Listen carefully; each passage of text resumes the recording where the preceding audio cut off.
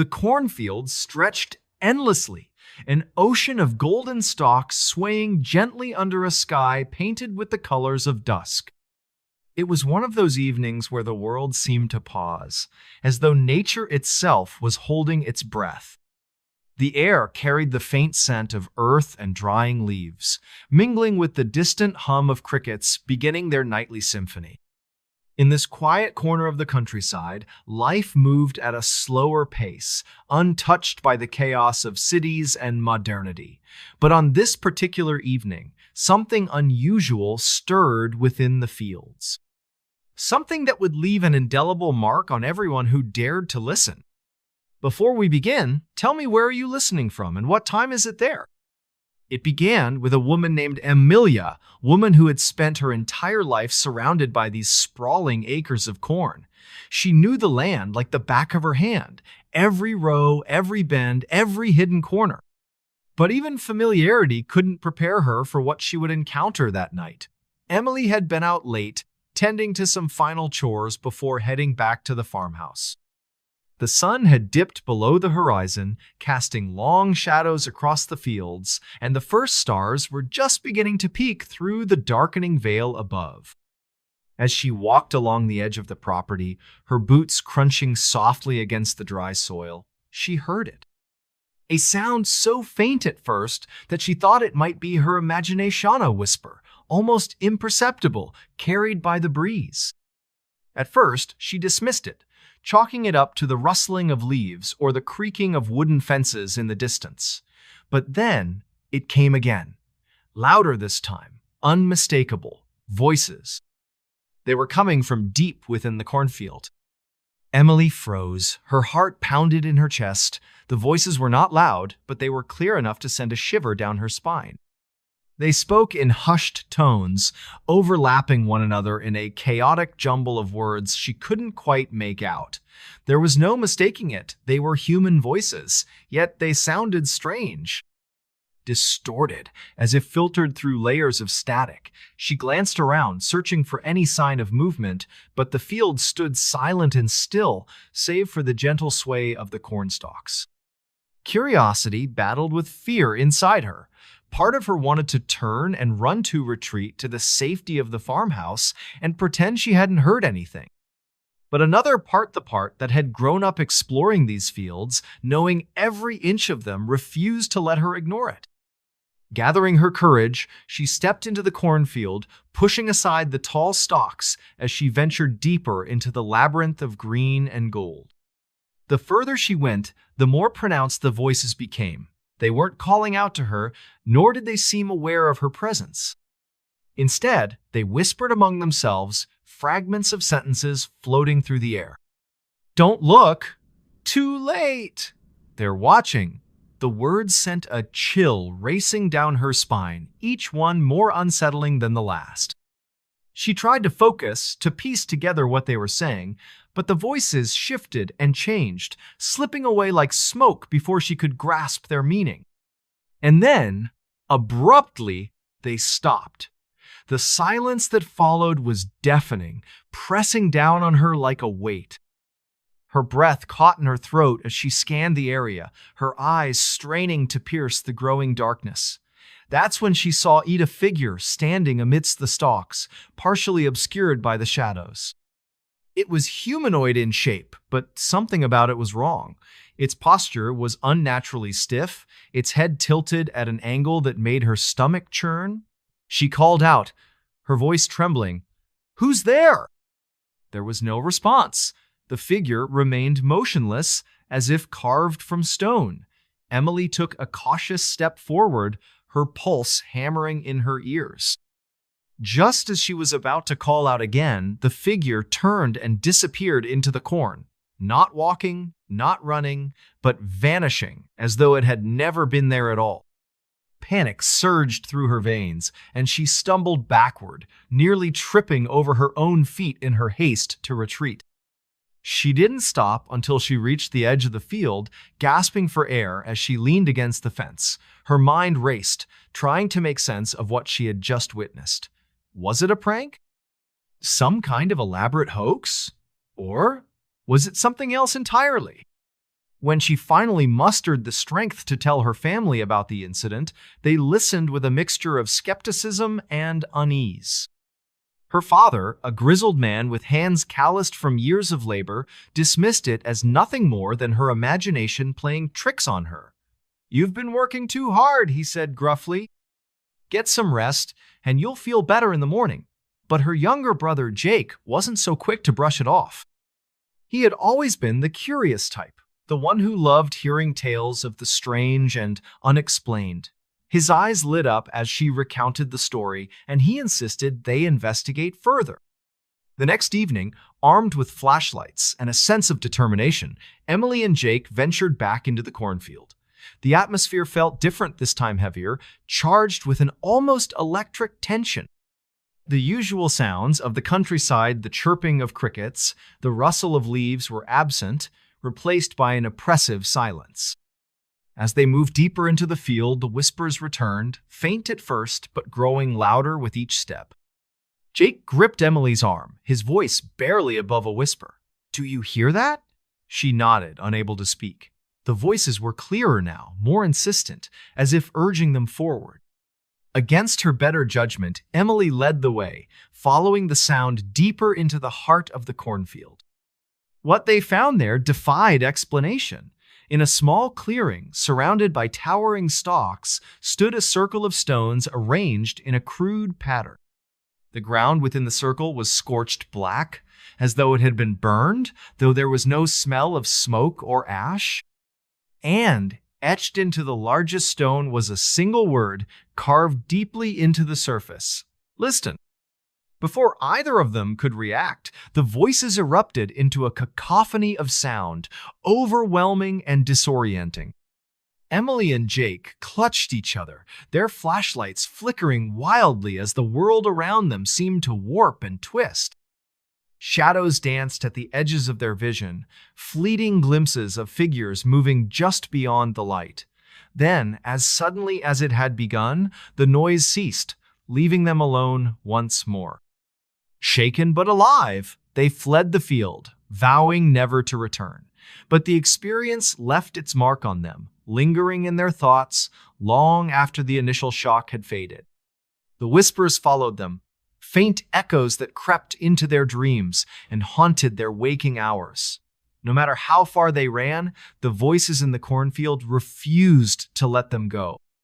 Years passed, and the story of the mysterious voices spread throughout the community, whispered in hushed tones over kitchen tables and campfires.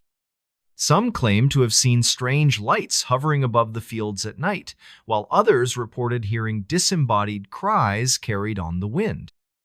The cornfield became a place of legend, avoided by most and feared by all. Yet, despite the warnings, people continued to venture into the field, drawn by morbid curiosity or a desire to uncover the truth. None ever returned unchanged, their faces pale and haunted, their eyes hollow with secrets they refused to share. The voices, it seemed, had a way of finding those who sought them out, pulling them into their web of mystery and madness. And so the legend lives on, a chilling reminder of the unknown forces that lurk just beyond the edge of our understanding. The cornfield remains, silent and watchful, waiting for its next visitor to heed the call of the voices within. The small town of Willow Creek was the kind of place where everyone knew each other's names. Nestled in a valley surrounded by dense forests and rolling hills, it was a quiet community where life moved at its own unhurried pace. The townsfolk were simple people farmers, shopkeepers, teachers who took pride in their traditions and the bonds they shared. But beneath the surface of this idyllic existence lay secrets, whispers of things that couldn't be explained, stories passed down through generations like heirlooms no one dared to touch. It was here, in this sleepy corner of the world, that the story of the man who vanished twice began. A tale so strange, so unsettling, that even decades later it still lingered in the air, spoken of only in hushed tones when the night grew dark and the wind howled through the trees. It started with a man named Thomas. He wasn't remarkable in any way. at least not outwardly. Average height, brown hair streaked with gray, hands calloused from years of labor. He lived alone on the outskirts of town, in a modest cabin tucked away among the pines. People often described him as quiet, reserved, someone who preferred solitude over company. But despite his reclusive nature, Thomas had always been friendly enough, nodding politely when passing neighbors or exchanging pleasantries at the local market. One autumn evening, under a sky heavy with storm clouds, Thomas disappeared without a trace. No note left behind, no signs of struggle, just gone. His absence went unnoticed for nearly 2 days, until Mrs. Harper, the elderly woman who ran the bakery down the road, grew concerned when he failed to pick up his usual loaf of sourdough bread. She knocked on his door, called out his name, but received no answer. When she peeked through the window, she found the cabin empty, the fire cold, as though no one had been there for some time. Word spread quickly through Willow Creek, and soon the entire town was abuzz with speculation. Some thought he might have simply left, tired of the monotony of small-town life. Others whispered darker theories that he'd fallen victim to foul play, or worse, something beyond human comprehension. Search parties combed the woods, the riverbanks, every inch of land within miles, but there was no sign of him. It was as if the earth itself had swallowed him whole. For weeks, the mystery weighed heavily on the townsfolk. Conversations revolved around what could have happened to Thomas, and many found themselves glancing nervously toward the forest whenever twilight fell. Then, just as hope began to fade, something extraordinary occurred. He reappeared. On a crisp morning, the sun casting long shadows across the frost-covered ground, Thomas walked into the center of town as though nothing unusual had happened. His clothes were disheveled, his face gaunt, but otherwise he seemed unharmed. The sight of him sent shockwaves through Willow Creek. People gathered around him, bombarding him with questions, demanding to know where he had been, what had happened, but Thomas offered little explanation. "I don't remember," he said, his voice hoarse, his eyes distant. "I woke up in the woods. I don't know how I got there." The townsfolk weren't satisfied. How could someone vanish for weeks and then return without answers? Suspicion hung thick in the air, and while some believed Thomas's story, others weren't so sure. Whispers of madness, deception, even supernatural forces began to circulate. Yet despite the unease, life slowly returned to normaler, as close to normal as it could get after such an event. But fate, it seemed, had other plans. Months passed, and the memory of Thomas's disappearance began to fade. The townsfolk stopped talking about it, chalking it up to one of those inexplicable things best left undisturbed. Thomas himself tried to move on, resuming his quiet routine, avoiding prying eyes and uncomfortable questions. But deep down, something was different about him. He rarely spoke, avoided crowds, and spent most of his time wandering the edges of the forest, staring into the trees as though searching for something or someone. Then, one winter's night, it happened again. This time, there were witnesses. 2 hunters, brothers named Daniel and Samuel, were tracking deer near the edge of the forest when they saw him. They described it later as though recounting a nightmare. Thomas standing at the tree line, his silhouette illuminated by the pale light of the moon. Before they could call out to him, he turned and stepped into the wood sand, vanished.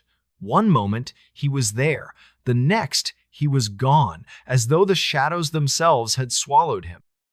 The hunters rushed back to town, their faces pale, their voices trembling as they recounted what they had seen. Panic rippled through Willow Creek once more.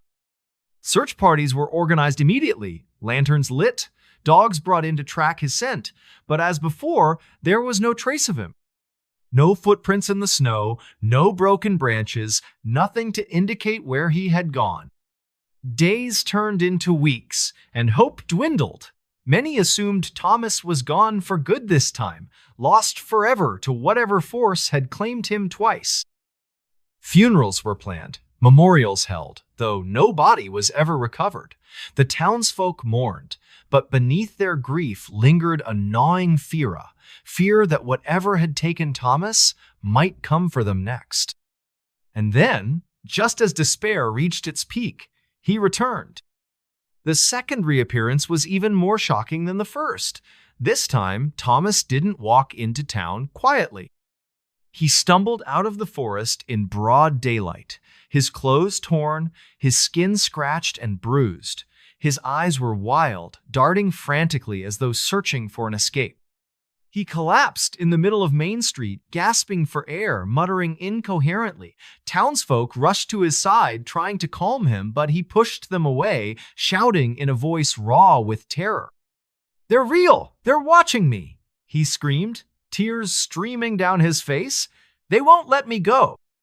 No one knew what to make of his words. Who were they? What did he mean by watching?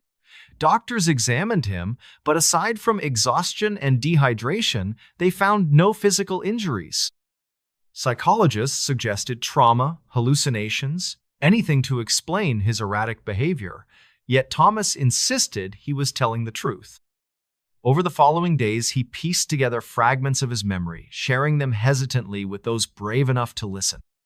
He spoke of a placé realm hidden within the forest, accessible only through certain paths known only to them. He described beings that defied description, creatures neither fully human nor animal, whose presence filled him with an overwhelming sense of dread. They communicated not with words, but with feelings, emotions so intense they threatened to overwhelm his mind. Fear, despair, loneliness.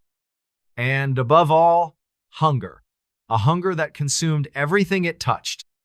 Thomas claimed these beings had marked him somehow, chosen him for reasons he couldn't understand. They allowed him to leave, but only temporarily, pulling him back whenever they willed it. Each time, the experience left him weaker, more fragile, as though they were draining something vital from him. He begged the townsfolk to help him, to find a way to break their hold. But no one knew what to do. How could they fight something they couldn't see, couldn't comprehend? As weeks turned into months, Thomas became increasingly unstable. He stopped sleeping, afraid of what awaited him in his dreams. He barricaded himself inside his cabin, refusing to venture outside unless absolutely necessary. Sometimes, late at night, townsfolk swore they could hear him screaming, pleading with unseen forces to leave him alone. Other times, they reported seeing lights flickering in the distance, deep within the forest, accompanied by faint, unearthly sounds that made their blood run cold. Eventually, Thomas disappeared for a third time, and this time he never came back. His cabin remains abandoned to this day, a grim reminder of the man who vanished twice. Some say his spirit still lingers in the woods, trapped between worlds, forever haunted by the beings that claimed him. Others believe the forest itself has changed since his disappearance, growing darker, more sinister, as though infected by the same malevolent force that took him. To this day, the people of Willow Creek avoid the forest after sunset. They speak of shadows that move when they shouldn't, of whispers carried on the wind, of eyes watching from the trees. And sometimes, on quiet nights, when the moon is full and the air is thick with silence, they swear they can hear his voice, faint and desperate, calling out from somewhere beyond. The man who vanished twice remains a cautionary tale, a chilling reminder of the mysteries that lie just beyond the edge of our understanding and the price we pay for venturing too far into the unknown. A stranger in the mirror. It was a cold, gray morning when it all began. The kind of morning where the world feels muted, as though the sky itself is holding its breath. In a small town nestled between rolling hills and dense forests, life moved slowly, predictably. People woke at dawn, went about their routines, and returned home as dusk painted the horizon in hues of orange and purple. But for one man, whose name was Daniel, that predictable rhythm of life shattered in an instant, shattered by something so ordinary, yet so profoundly unsettling that it would haunt him until his final days. Daniel lived alone in a modest house on the edge of town. He wasn't particularly remarkable. He worked as a mechanic, kept to himself, and spent most evenings reading or tinkering with old radios he found at yard sales. His neighbors liked him well enough. He was polite, if a little reserved, but they didn't know much about him beyond the basics. He had moved to town years ago, seeking solitude after what he vaguely described as a difficult time. No one pressed him for details. Small towns have a way of respecting privacy even when curiosity simmers beneath the surface. That morning, Daniel woke later than usual. The chill in the air seeped through the cracks in the windows, wrapping itself around him like a damp blanket. He shuffled into the bathroom, rubbing sleep from his eyes, and turned on the light. The fluorescent bulb flickered faintly before casting its harsh glow over the room. And then, as he leaned closer to the mirror to examine a cut on his cheek, he froze. Something was off. At first, he thought it was just fatigue playing tricks on him. Maybe the shadows cast by the uneven lighting were distorting his reflection. But as he stared harder, squinting to make sense of what he saw, he realized the truth. The face staring back at him wasn't quite right. It looked like him, yes, same angular jawline, same thinning hair, but there was something subtly different. The tilt of the head, the curve of the lips, the way the eyes seemed to glimmer with an unfamiliar intensity, it was as though someone else was wearing his skin. Daniel blinked, shaking his head. "This can't be real," he muttered under his breath, his voice trembling slightly. He stepped back, then forward again, trying to shake the feeling that this stranger in the mirror wasn't simply a trick of perception. But no matter how many times he adjusted his position, tilted his head, or forced himself to look away and glance back, the anomaly remained. The longer he stared, the more pronounced it became, the subtle differences growing sharper, more distinct, until it felt less like looking at a reflection and more like confronting another person entirely. Panic bubbled up inside him, hot and suffocating. He slammed his palm against the counter, startling himself, and yet the figure in the mirror didn't flinch. Its expression stayed eerily calm, almost serene, as if it were observing him with detached curiosity. "What do you want?" Daniel whispered hoarsely, his breath fogging the glass. For a moment, the figure's lips curled upward. Not quite a smile, but something darker, more knowing. Then, as suddenly as the sensation had begun, it vanished. The mirror returned to normal, reflecting only Daniel's pale, frightened face. He stumbled backward, his heart hammering in his chest. Was he losing his mind?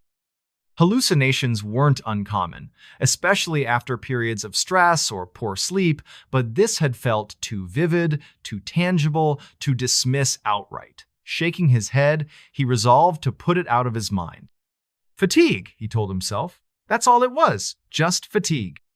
But deep down, he knew better. The rest of the day passed uneventfully, though Daniel couldn't shake the nagging unease that clung to him like a second shadow. Every time he caught sight of his reflection in a window, a puddle, even the polished chrome of a car bumper, he tensed, half expecting to see that stranger staring back at him again. But nothing happened. By evening, he convinced himself it had been a fleeting moment of irrational fear, nothing more.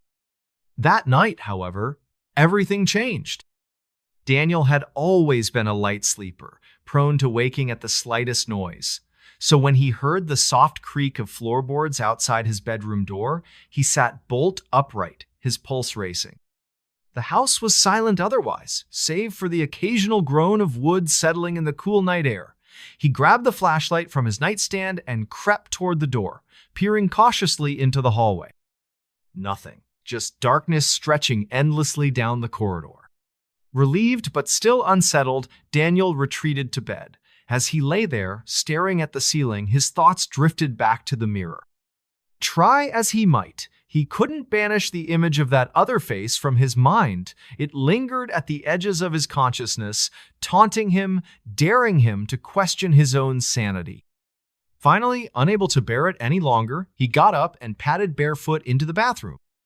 The mirror greeted him with perfect clarity now, reflecting only his tired, anxious features. Sighing heavily, he leaned against the sink. "You're fine," he murmured to himself, running a hand through his disheveled hair. "Just fine." And then, without warning, the temperature in the room plummeted. A sharp intake of breath escaped Daniel's lips as frost began to creep across the edges of the mirror, spreading inward like icy vines. Before he could react, the surface rippled as though it were liquid rather than glass, and from within that shifting, shimmering plane, a figure emerged. It was him, or rather, it looked like him. Same build, same face, same clothes, but its presence radiated something unnatural, something wrong. Its movements were fluid yet mechanical, deliberate yet devoid of humanity. It stepped closer, pressing its hands against the mirror as though testing the barrier between them. Daniel stumbled backward, his flashlight slipping from his grasp and clattering to the floor. "Who are you?" he demanded, his voice cracking with terror. The figure tilted its head, studying him with an unnerving calmness. Then, slowly, deliberately, it spoke not with words, but directly into his mind. "I am you." "No!" Daniel shouted, shaking his head violently. "That's not possible." "I've always been here," the voice continued, smooth and insidious. "Waiting, watching." Daniel backed away, his legs hitting the edge of the bathtub. "Get out of my house!" he screamed, grabbing the nearest Objecta bottle of shampoo and hurling it at the mirror. The glass shattered instantly, shards scattering across the floor. Panting, Daniel waited for the figure to vanish, to confirm that it had been nothing more than a nightmare brought on by exhaustion. But instead, the pieces of broken glass began to glow softly, each fragment containing a miniature reflection of the intruder. They moved in unison, crawling across the floor like insects surrounding him. Daniel tried to scramble to his feet, but the shards formed a tight circle around him, trapping him in place. One by one, the reflections merged together, coalescing into a single towering form that loomed over him. Its eyes burned with an unnatural light, pinning him with their gaze. "You cannot escape me," it hissed, its voice reverberating through the room like a chorus of whispers. "We are bound together now." With a strangled cry, Daniel lunged for the door, but the creature was faster. It reached out, its fingers brushing against his forehead, and everything went black. When Daniel woke, sunlight streamed through the cracks in the curtains. For a brief, blissful moment, he thought it had all been a dream. But as he sat up, grogginess giving way to clarity, he noticed something strange. His hands, they looked different somehow. Smaller, paler, with faint scars he didn't recognize. Confused, he staggered to the bathroom, avoiding the remains of the shattered mirror still littering the floor. What he saw stopped him dead in his tracks. The face staring back at him was not his own. It belonged to the stranger, the imposter, who had invaded his home, his mind, his very existence. Panic surged through him as he clawed at his cheeks, desperate to wake from whatever twisted reality he had fallen into. But the reflection remained unchanged, mocking him with its familiarity. Outside, the world carried on as usual. Birds chirped, cars rumbled past, and neighbors exchanged cheerful greetings. To everyone else, Daniel was still Daniel. But deep down, he knew the truth. Something had taken root inside him, something ancient and malevolent. And try as he might, he couldn't shake the feeling that it was growing stronger with each passing day. Over the weeks that followed, Daniel became increasingly withdrawn. He avoided mirrors, dreading the sight of that alien face staring back at him. Yet no matter how hard he tried to ignore it, the changes kept coming. Subtle at first, this handwriting grew neater, his posture straighter, but soon they became impossible to deny. His mannerisms shifted, his speech patterns altered, and even his memories began to blur, replaced by fragments of a life he didn't recognize. Desperate for answers, Daniel sought help from anyone who would listen. Doctors dismissed his claims as delusions, prescribing medication to ease his anxiety. Friends grew distant, unsure how to comfort him. Even the local priest, whom Daniel visited in a last-ditch attempt to find solace, could offer little more than vague reassurances about faith and redemption. But the worst part, the part that haunted him most, was the knowledge that the entity hadn't left. It was still there, lurking beneath the surface, whispering in the quiet moments when no one else was around. Sometimes, late at night, he would catch glimpses of it in reflective surfaces, watching him with those same cold, calculating eyes. Other times, he would wake to find cryptic messages scrawled on scraps of paper scattered across his bedroom floor. "You will forget. You will obey. Soon, we will be whole." By the time winter arrived, Daniel was barely recognizable as the man he once was. His personality had eroded, replaced by a hollow shell that mimicked human behavior while harboring something far darker. The townsfolk noticed, of course they always did, but they attributed his decline to depression, loneliness, anything but the truth. After all, how could they possibly understand? On the coldest night of the year, when snow blanketed the ground and the wind howled like a wounded animal, Daniel disappeared.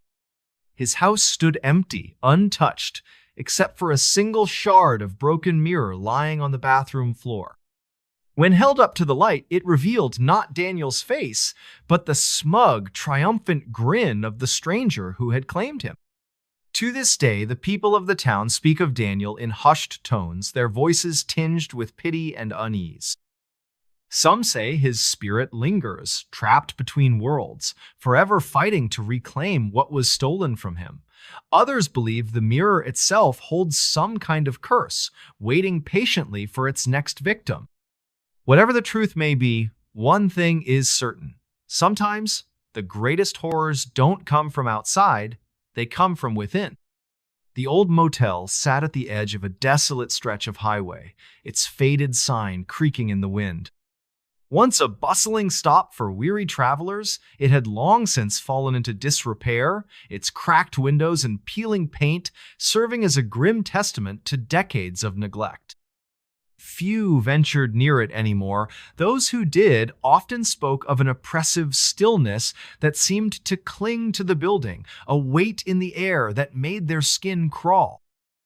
It was here, in this forgotten place, that the story of Buried Beneath Room 6 began, a tale whispered in hushed tones by locals, passed down like a ghostly heirloom from one generation to the next. It started with a man named Henry. He wasn't remarkable in any way average height, thinning hair, hands roughened by years of manual labor. A drifter by necessity rather than choice, he had spent most of his adult life bouncing between odd jobs and cheap accommodations, always searching for something he couldn't quite name. When he arrived at the motel late one evening, the receptionist barely looked up from her magazine as she handed him a key. "Room 6, she said flatly, her voice devoid of warmth or curiosity. The room was on the ground floor, tucked away in a corner where the shadows seemed to gather thicker than elsewhere. Henry didn't think much of it. To him, the motel was just another stop along the endless roto-roof over his head for the night, nothing more. But as he stepped inside room 6 and closed the door behind him, he felt it immediately, a strange heaviness in the air, as though the walls themselves were holding their breath. The room was small and sparsely furnished, a sagging bed, a rickety dresser, a single bulb hanging from the ceiling, but it wasn't the furnishings that caught his attention. It was the smell. Faint but unmistakable, it lingered beneath the musty odor of damp carpet and mildew. Earth. Freshly turned earth. Henry frowned, setting his duffel bag on the bed. He glanced around the room, trying to locate the source of the scent, but everything appeared normal as such a dilapidated space could be. Shaking off the unease, he decided it was probably nothing. Maybe someone had tracked mud inside recently, or perhaps the pipes beneath the floorboards were leaking groundwater. Whatever the case, it wasn't worth dwelling on. Exhausted from days of driving, he collapsed onto the mattress, fully intending to sleep until morning. But sleep wouldn't come. As the hours dragged on, the silence of the motel grew heavier, pressing against his ears like a physical force.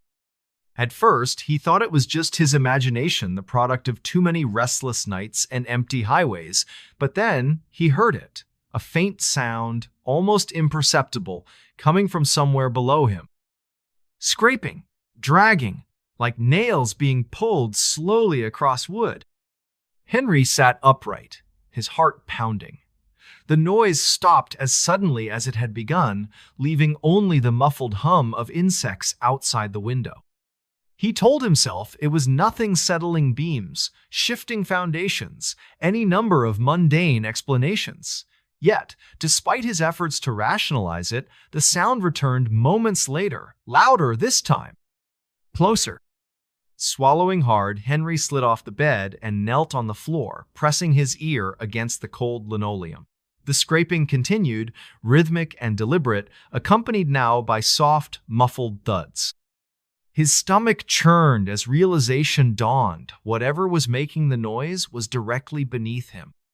Trembling, he grabbed the flashlight from his bag and inspected the floorboards. They were warped and splintered, some loose enough to lift with minimal effort. For several minutes, he hesitated, torn between curiosity and mounting dread. Finally, unable to resist, he pried up one of the boards and shone the light into the darkness below. What he saw made his blood run cold. Beneath the floor was a shallow cavity, hastily dug and filled with dirt, and protruding from the soil, pale and lifeless, was a hand. Henry scrambled backward, his breath hitching in his throat. The fingers were stiff, the nails cracked and dirty, as though they had clawed desperately at the earth before succumbing to whatever fate awaited them. He stared at the grisly discovery, paralyzed by shock and horror. What was buried there? How long had it been trapped beneath the motel, and why hadn't anyone noticed? Before he could process these questions, the scraping resumed, louder and more frantic than before. This time, it came not from below, but from all around him, from the walls, the ceiling, even the very air itself. Shadows danced across the room, twisting and writhing like living things, while the temperature plummeted so sharply that his breath formed visible clouds. Panicked, Henry tried to replace the floorboard, hoping against hope that whatever lurked beneath wouldn't notice him, but it was too late. A low, guttural moan echoed through the room, reverberating in his chest like a heartbeat. The hand in the dirt twitched, its fingers curling weakly as though reaching for him. Then, with a sickening squelch, the rest of the arm emerged, followed by a torso caked in mud and decay. Henry stumbled to his feet, fumbling for the door, but it refused to budge no matter how hard he pulled. The creature dragged itself fully into the room, its hollow eyes locking onto him with an intensity that froze him in place. "Help me," it rasped, its voice raw and broken. "I'm still alive." By the time the sun rose, room 6 stood empty, its door wide open and its floorboards intact once more. The motel staff found no trace of Henry, nor any evidence of the thing he had unearthed. Some speculated that he had fled during the night, unable to endure the oppressive atmosphere of the motel. Others believed something far darker had occurred, that the motel itself had claimed another victim, adding him to the list of souls buried beneath its rotting foundation. Locals avoided the place after that, steering clear of the crumbling structure and the secrets it harbored. But whispers of room 6 persisted, spreading like wildfire among those brave enough or foolish enough to listen.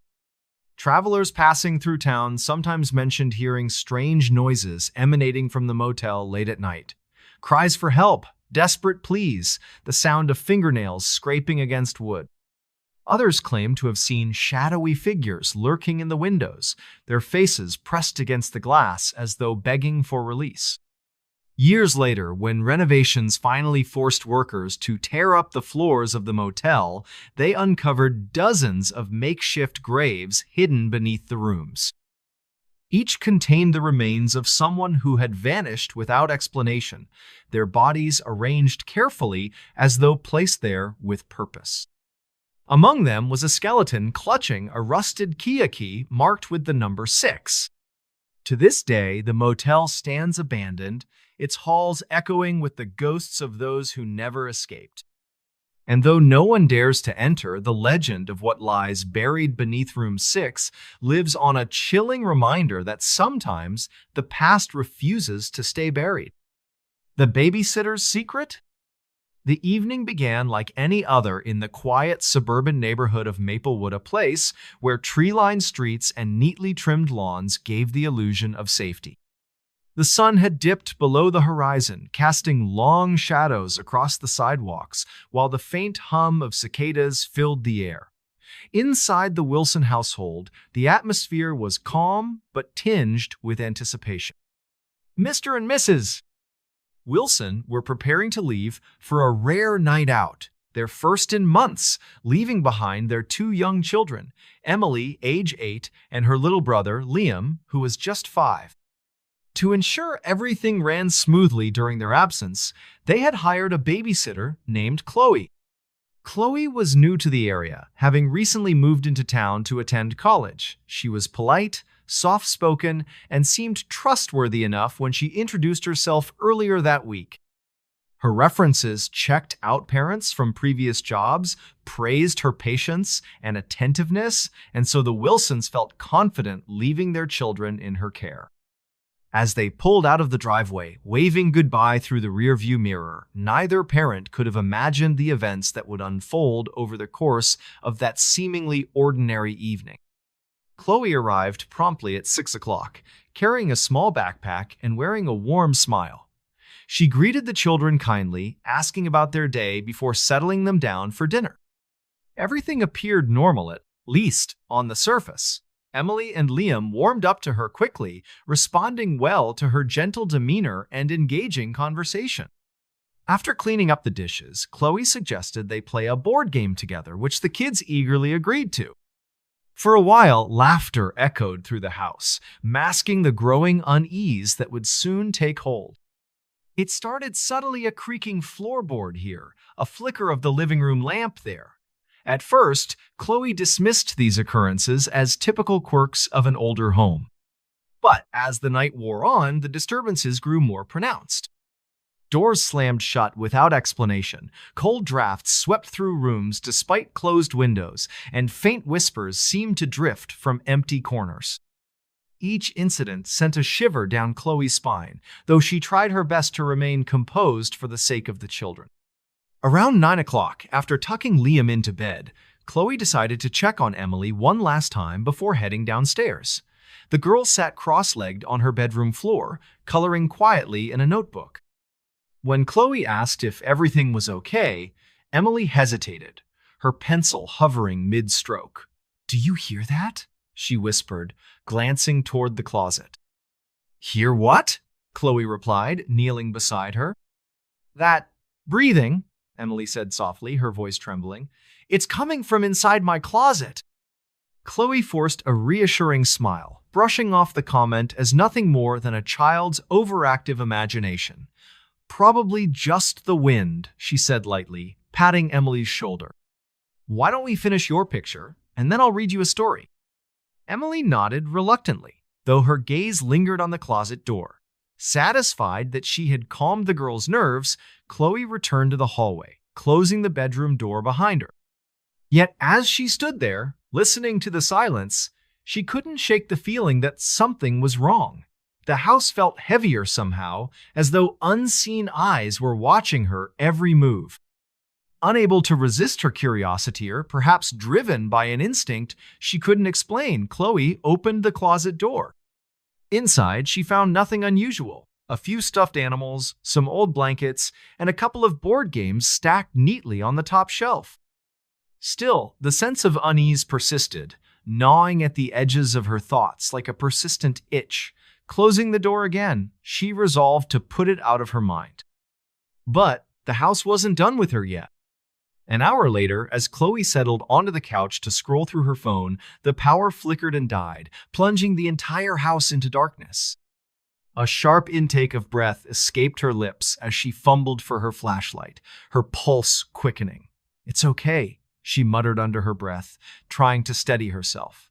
Probably just a blown fuse. She climbed the stairs cautiously, the beam of her flashlight cutting through the oppressive. The cornfield stretched endlessly, an ocean of golden stalks swaying gently under a sky painted with the colors of dusk. It was one of those evenings where the world seemed to pause, as though nature itself was holding its breath. The air carried the faint scent of earth and drying leaves.